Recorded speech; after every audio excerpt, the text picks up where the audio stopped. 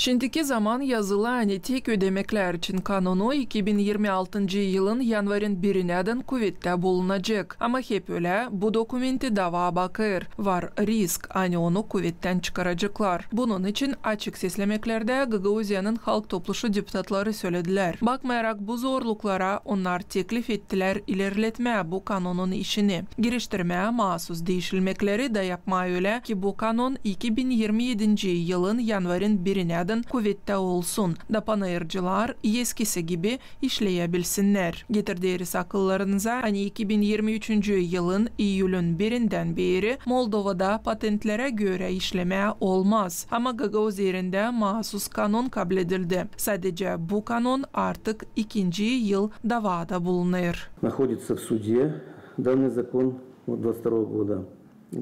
Bu kanunu dava bakır, Yüksek Palata. Onu kuvvetten varnice çıkarsınlar. Ne zaman bu iş olacak belli değil. Ama biz isteriz vermeye size kolaylık işleme. Bekim ta 3-4 ay, bekim yarım yıl ta işleyebileceğiniz. Bu da ıslah olacak.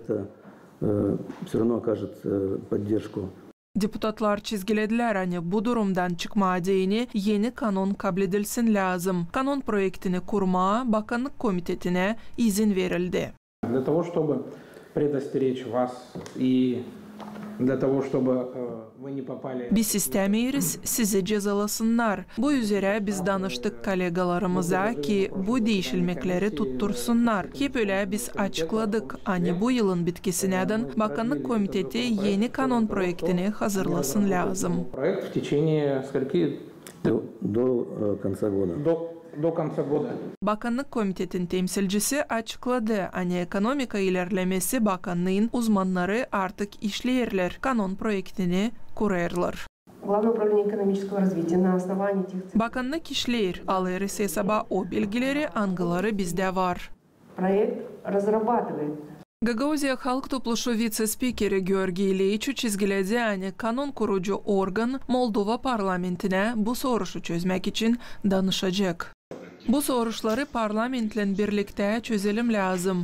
Ekonomika agentlerin temsilcileri açık seslemeklerde pay aldılar, şükür ettiler deputatları, hem açıkladılar umutlanırlar ki hepsi soruşlar zamanla çözülecekler da onlar kendi işlerine uygun koşullarda ilerletebilecekler. Çizgileyeceğiz noyabrinin 12'sinden öte Gagauziya Halk Topluşu deputatların olmayacak hakları kanunları kabul etme. Ama bakmayarak buna deputatlar çizgilediler tek ödemekler için kanunundan bağlı durumu çözmek için kolaylığı bulacaklar. Valentina Çoban, Sergey Georgiev, Irina Rizunets, GRT Haberler.